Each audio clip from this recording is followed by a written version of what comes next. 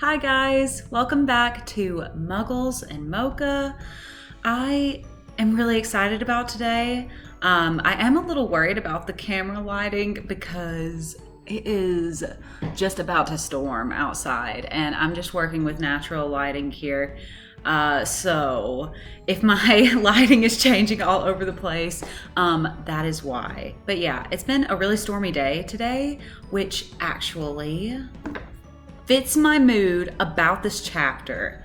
So you guys know I'm not usually negative. I'm really not. I try to look at the books through a positive lens and, weighing the pros and cons of things. Like, I'm all about balance, all right? But today, I just got really annoyed with some stuff that happened in this chapter.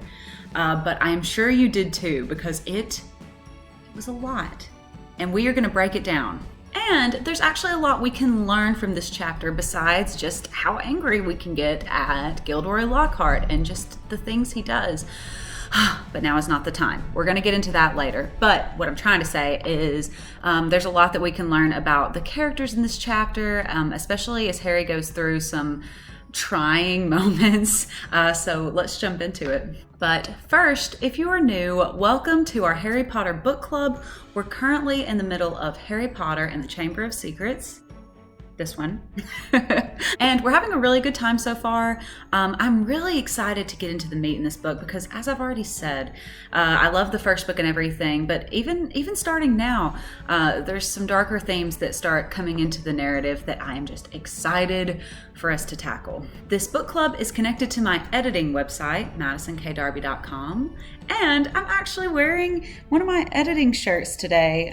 You can't really see it, but it says Bibbidi Bobbidi Book. And as a book on it, because editors are the fairy godmothers of the publishing world, I guess. But anyway, you can find more stuff about what I do there, as well as articles for our book club. I write one every week, and I have the one for this week down in the description box below. If you enjoy this video, feel free to like and subscribe to keep up with all of the latest Muggles and Mocha stuff. And you can also follow me on social media. All of that information is on my website too. So if you're a Harry Potter nerd, like all of us, just tune in every week. We have a good time. I have the rant stick. If I pick this up, it's about to get real. So that's gonna be happening in this video. And today we are in chapter 6, which has a very troubling picture to me of a mandrake getting pulled out of the soil. But it is called Gilderoy Lockhart. We've been building up to this chapter for a while. I've been saying it for like the past 2 videos that I'm excited to talk about this because I find that each book always has a couple of villains. Like, there's always the overarching meta-narrative of Voldemort and darkness looming over everyone that Harry always has to encounter at some point during the year. But then you have like Harry's interactions with Snape or other teachers and Malfoy or the new people that always come in every book that are either good or really bad. So you have that going on in each story. And in this book, even though he seems harmless and incompetent, I do personally view Lockhart as, I call him a villain because he is villainous to me. I find him very nefarious. To Harry, he's probably more of an annoying obstacle, but either way, I believe his actions are just, I just think that what he does to take credit for other people's things and going into their lives and taking away memories of accomplishments they made that would have defined them as people. Like, I don't know if it's just my love for the creative, even though, like these people, they saved people, whatever, it was still things that they did, creations from themselves that would have defined them. And he took that away from them. And then also took the fame that would have come with it. And he just took all of that for him for his own gain. And then still in his mind, he is just this awesome person. And he's a villain to me, okay? But anyway, that's gonna be a big part of today. But first, before I forget, and I keep forgetting this, I have coffee over here. We drink coffee in this book club, so grab your favorite mug and just join in with us. I have my Foster mug. It's actually really hot, so I'm just gonna lift it up really fast. So I've had this one before. It's just one of my favorite mugs, and I love it. It makes me feel very cozy. So grab your coffee and let's get into chapter 6. First, we get the howler from Mrs. Weasley, and holy cow, I love this part of the magical world that people can send like the Muggle equivalent of really intense voicemails, but everyone can hear it around you. And I know parents send these to kids, but can you imagine a student at Hogwarts doing this to another student, like after a bad breakup? Why didn't Harry send Malfoy some? I don't know. Like, I just think that they're really cool. But in this moment, on a more serious note, we see the actual repercussions of Harry and Ron's decision from last chapter to take the Ford Anglia to Hogwarts. If you didn't get to check out that video or that article, I'll put it right here, I think is where it goes. And you can check that out, because we just talked about how Harry and Ron came to that decision without just saying like they're kids and they're dumb. Like, you know, that it was kind of diving into the reasons behind what they did, especially in the article, so check that out. But in that article and video, we talked about how their decision was actually really harmful to the wizarding world, especially since Muggles saw them, it was in the newspaper. But we find here that it was also really bad for Ron's parents. And the irony of Arthur Weasley's job is that if he did a raid on his own house, he would probably have to arrest himself, because his hobby, you know, is enchanting these magical artifacts. And granted, like, he doesn't intend to actually use them to harm Muggles, but it does seem like, you know, this whole enchanting different Muggle objects is supposed to be part of the kind of thing that he stops. So it's kind of a double whammy for him, because not only does he have a flying car, which is, from what I could see, illegal, but he's also the head of this department that is supposed to stop those things from happening, so not good. Then we get our first interaction with Gilderoy Lockhart, besides Flourish and Blots, right before Harry, Ron, and Hermione go to herbology. Now, I'm just gonna pick this up and hold it close, because this scene, above the class, above any other things that happen in this chapter with Lockhart, you know, like with Harry getting his picture taken and Lockhart stepping in, all of it, this part just really got me fired up, because this is where we truly see what drives Lockhart as a character.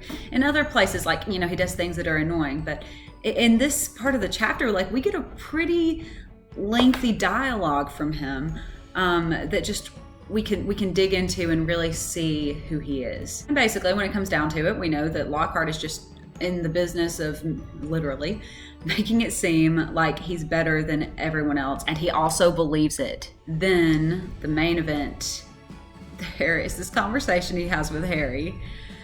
And you guys, after I read this conversation, I feel like I was like Harry. You know, after Gilderoy gets done, Harry's just like almost in shock and is sitting there just like, what just happened? And that's how I felt. And I've read this book before. I can't even talk. I shouldn't have been so surprised, but yet here we are. So here's just a couple of things that happen in this conversation. He is condescending to Harry, just in his overall tone, like the Harry thing, like, oh my gosh, like Harry doesn't know what's going on. So there's just that. That's nothing to do with the dialogue. I guess I'm just hearing him in my head. Then, this man.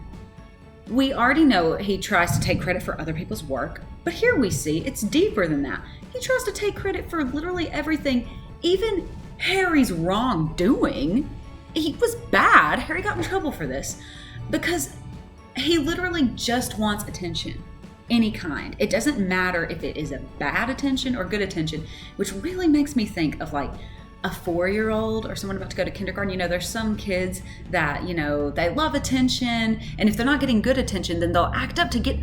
That is what I'm seeing here, except for he's not doing that exactly. He's taking credit for Harry's bad behavior. Like, I know you did this because of me, and oh my gosh. Y'all, I promise I'm not going to be angry throughout the whole video. This is just my least favorite part of the chapter, so we've just got to get through this, okay? Next, this guy turns the conversation to himself. As he's talking about this thing that Harry did, he turns it to himself and says, like, oh, well, you know, I'm able to do things like that because I'm already an internationally famous wizard. Like, what is happening here? Why is this? The whole conversation, I'm just flabbergasted. Definitely. That's the best word. Then, and you know what? This is the worst part, and I didn't really think about it until I was writing up my notes for this video because, of course, there's a lot to be mad about here. But I hadn't really thought as in depth about this, but he belittles what Harry went through with you-know-who. Like, this is more than just like him trying to be better than everyone else. He says, you've got a couple of people who know you because of whatever happened with He Who Must Not Be Named, and then says his award for the best smile is better? First of all, okay, back up. There are a lot of different points that is wrong with this. First of all, Harry is a kid who has lost his parents, and I don't mean to get all serious here, but I'm going to. Harry is an orphan whose parents were murdered. He attempted murder against Harry, and Harry just happened to survive, doesn't know what the heck happened, and now has all of this fame, if you could even call it that, thrust upon him because of an evil man. And Lockhart is using that as some sort of metric of how famous he is. Like, it's almost like an accomplishment, like, oh, it's a good start that people know you for He Who Must Not Be Named. Like, what on earth? I know, like, this scene's supposed to be funny, and maybe I'm taking it a little too far, but just what he's saying here in that, like, okay, you started off well. Who wants to start off that way in their life? Harry never asked for this, and it is not something that you should be proud of. I don't even know. I hope I'm making sense because I'm kind of mad, but yeah, I have a big problem with that. And second, and this kind of connects to the first, him saying the best smile award is better? What are you you're comparing your award to someone who was a survivor of trauma and violence. Like, this man, I mean, oh my gosh. Yeah, so after this conversation, I just had to stop and process. And like, he bounces between viewing Harry as a protege while also being threatened by the attention he gets. And Harry is a 12-year-old kid. I will say, this is the first real interaction we get to see.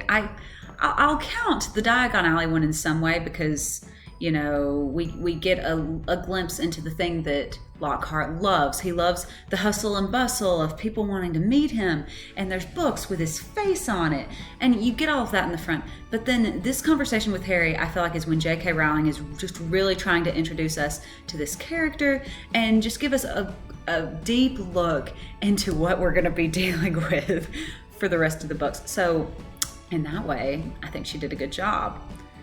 Did she make me want to hate the character? Yes. Was that her intention? Probably. So yeah, calming down. I don't want to be negative because obviously this is a character we're supposed to dislike, and just the fact that I'm so mad about it means that she did a good job. And this is, if I were to point out the moment that we're supposed to really understand who Lockhart is, it is this one. It's not even the class at the end of the chapter. It is this.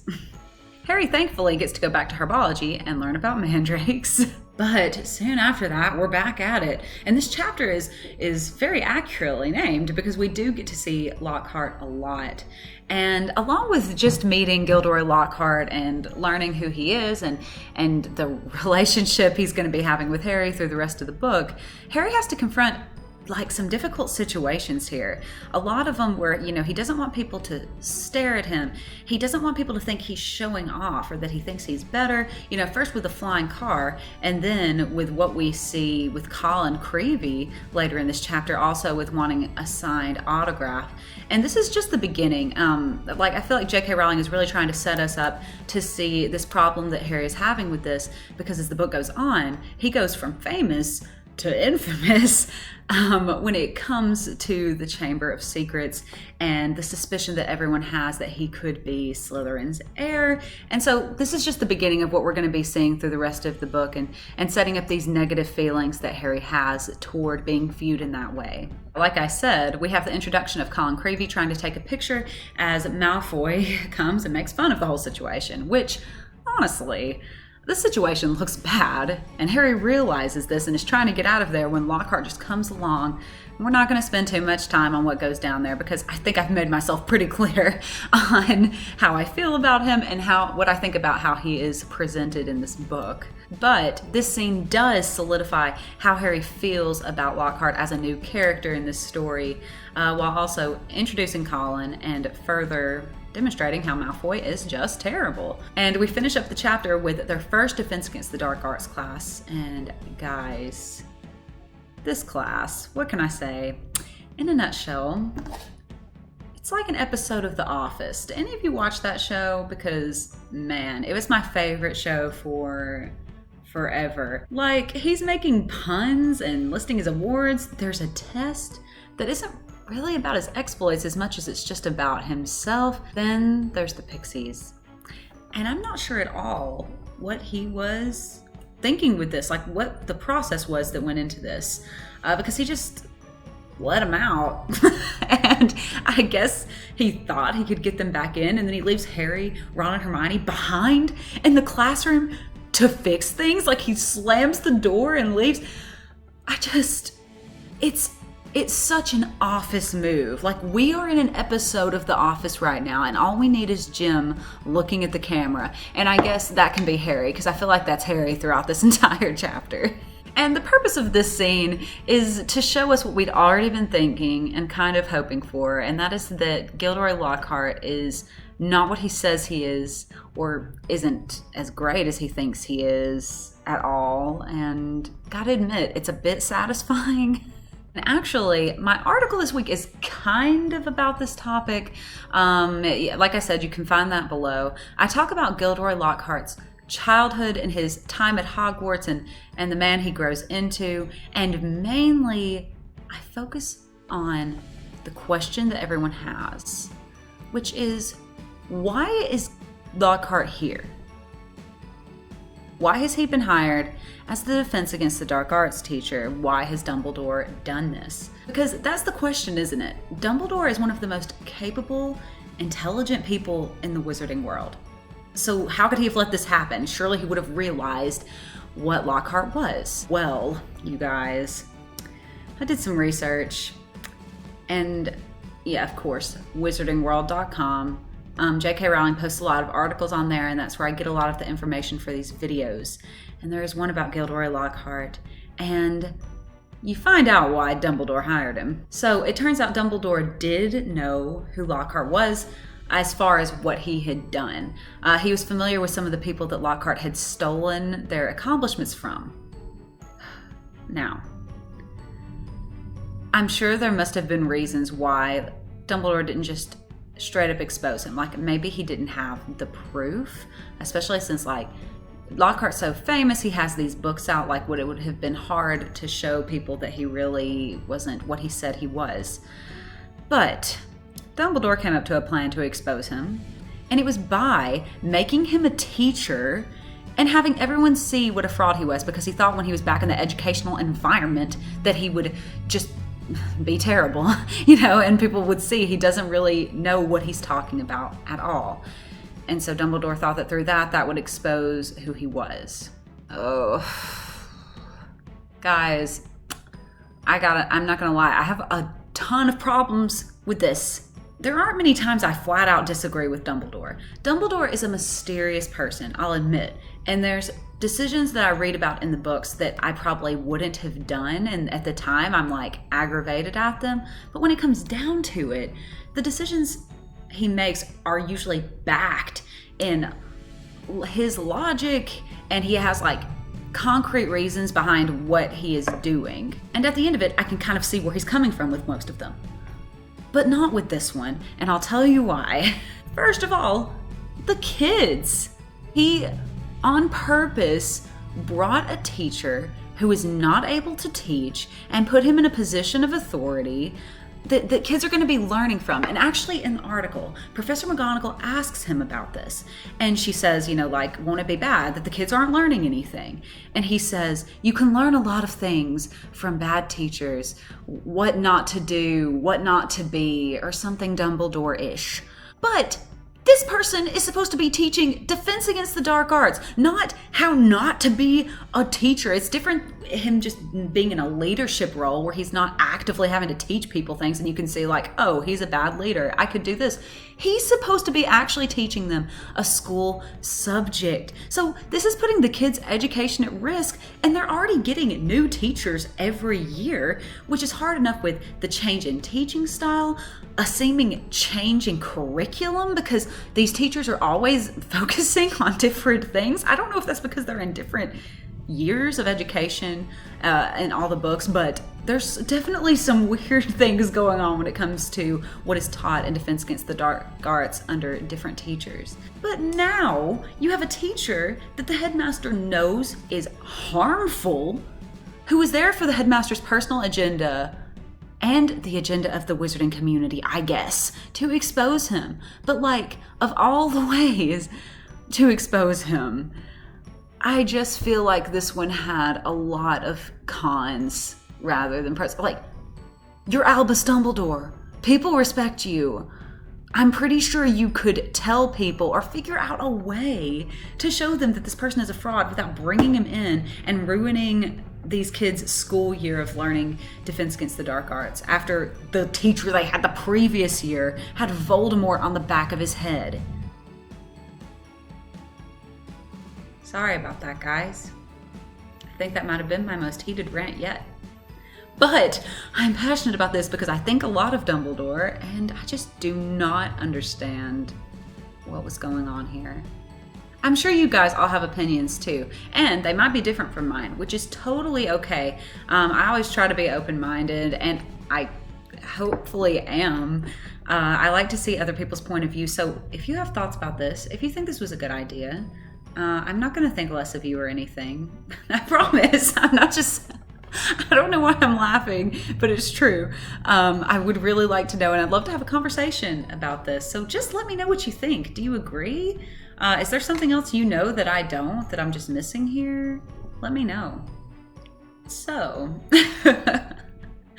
even though this episode was a bit angrier than usual, it's nice to examine the characters, even the bad ones, to see just how they fit into the narrative that's slowly being created and the effects that all of their scenes have on our main characters, the relationships that they form with them. Because don't we just like to have villains that we hate? Like, there's a part of me that almost likes Lockhart because of the fact that I have someone to be a mental punching bag that's not Draco Malfoy, because that kid, it gets tiring. Gosh, y'all, just wait until Umbridge comes around. I don't even want to say her name because I'm already dreading reading the scenes that she has. Oh dear, it is going to be fun. So that brings us to the last paragraph of this chapter. "Can you believe him?" roared Ron, as one of the remaining pixies bit him painfully on the ear. "He just wants to give us some hands-on experience," said Hermione, immobilizing two pixies at once with a clever freezing charm and stuffing them back into their cage. "Hands-on?" said Harry, who was trying to grab a pixie dancing out of reach with its tongue out. "Hermione, he didn't have a clue what he was doing." "Rubbish," said Hermione. "You've read his books. Look at all those amazing things he's done." "He says he's done," Ron muttered. So, got a bit of foreshadowing there from Ron. You know, there's some sort of theory going around that Ron is a seer and that, you know, even though he's wrong on like some of the villains, like for instance, he's always thinking it's Snape and stuff like that, that in the end, some of the things he says have truth in other ways that end up coming about in the book. I haven't done any research into that theory, but if you have, let me know what you think about it. Maybe I'll look that up and insert it into one of our later videos, maybe when they start divination and Ron is extremely bad at it, which I'm looking forward to. That is all we have for this week, folks. Man, this book really does cover some serious topics, and we're going to get more of that next week with Chapter 7, Mudbloods and Murmurs. So read that next week. As always, don't forget to comment if you have any thoughts on the chapter, or message me if there's something that you want me to talk about in these videos, or you want an article written about it, anything like that. I have loved being with you guys today. This is really fun, and it just feels good getting all of that off my chest, I have to say. So again, read Chapter 7, and I will see you next week on Muggles and Mocha. Goodbye.